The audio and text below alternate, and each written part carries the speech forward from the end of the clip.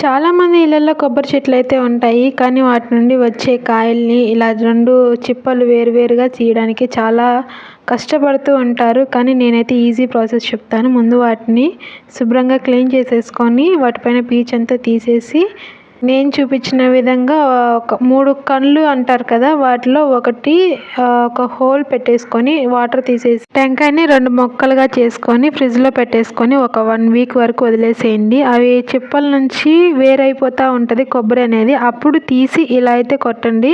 మంచిగా బూజు పట్టకుండా నీట్గా అయితే వచ్చేస్తాయి.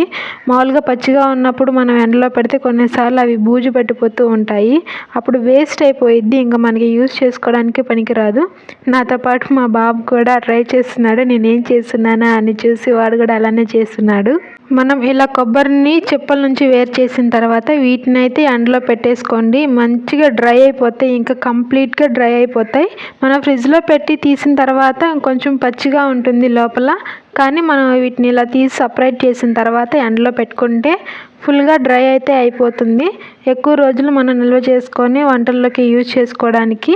ఎక్కువ క్వాంటిటీలో కొబ్బరి చిప్పలు అనేది ఉంటే మనం ఆయిల్ కూడా పట్టించుకోవచ్చు గానుగ దగ్గర. ఇలా అయితే ట్రై చేయండి. పచ్చి కొబ్బరి చిప్పలను మనం ఇలా స్క్రూ డ్రైవర్ పెట్టి తీస్తూ ఉంటాం కదా, స్పూన్ కానీ స్క్రూ డ్రైవర్ పెట్టి కానీ, అవి ముక్కలు ముక్కలు అయిపోయి నీట్గా ఉండదన్నమాట. ఇలా అయితే నీట్గా వస్తాయి. మనం యూజ్ చేసుకోవడానికి కూడా బాగుంటుంది. టిప్ నచ్చితే లైక్ చేయండి, సబ్స్క్రైబ్ చేసుకోండి.